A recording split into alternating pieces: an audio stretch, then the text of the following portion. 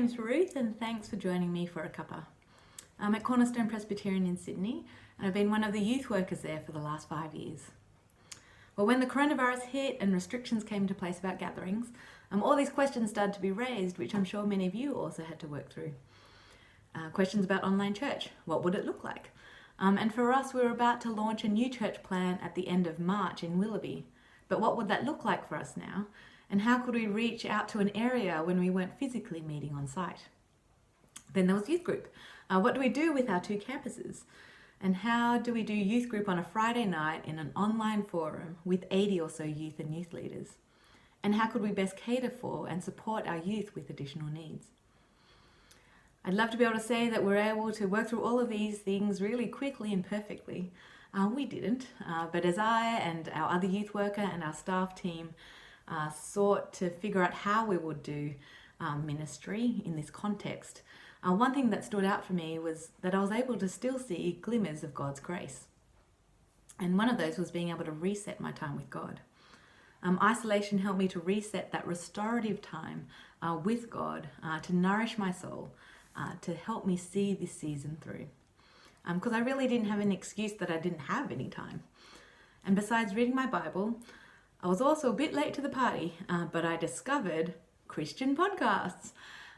Very late to the party, but these were great to listen to as I took walks after a long day at my laptop. In my Bible reading, I was reading through 2 Thessalonians, and these verses really stood out for me.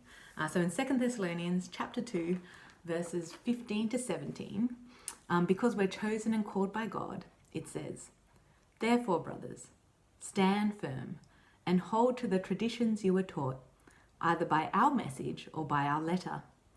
May our Lord Jesus Christ himself and God our Father, who has loved us and given us eternal encouragement and good hope by grace, encourage your hearts and strengthen you in every good work and word."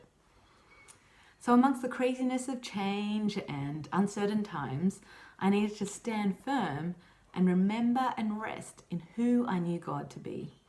A God who has loved us and given us eternal encouragement and hope by his grace. It was a great reminder that I needed to trust and have confidence in this God, in our God, because it's his love that encourages and strengthens us in every good work and word.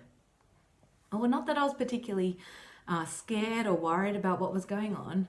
There were terrible things that were happening, but more that I needed to trust and have confidence in God, that he could do a good work in our youth and our youth leaders to grow and sustain them, even though we weren't meeting face to face.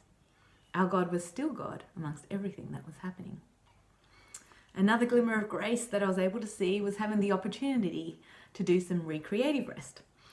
The last year or so had been pretty crazy with staff changes at church, so the last few months came at just the right time. Which ironically, and in God's providence, the topic of rest and seeking his face came up in 2 of the lounge room sessions with Anna Moss over the last year. But I was yet to sit down and fully apply what we had talked about, so this was a great opportunity to do so. Also, being single and living with a housemate during isolation meant I suddenly found myself less busy with quieter weeknights and weekends. Also, my 1-day-a-week retail job was put on hold when COVID hit. I didn't bake any bread or get into gardening. I left that to my housemate. But I did find great joy in rediscovering my love for art puzzles. It was an activity that was a good break from all the Zoom calls and meetings. And secretly, introverted me loved having all this time to do a puzzle on my own while listening to the free online musicals or having music on in the background. I also used them as an opportunity to do socially distanced quick visits to people as I lent them out after I finished them. So even though there were overwhelming and frustrating times and feeling moments of helplessness, being able to see these glimmers of God's grace during COVID meant I was able to stand firm and embrace this season God has given us. Well, as we continue on adjusting and adapting to life with COVID, my prayer for myself and for you is that we'll continue to do life with God, trusting and having confidence in him. For he has loved us and he has given us eternal encouragement and good hope by his grace.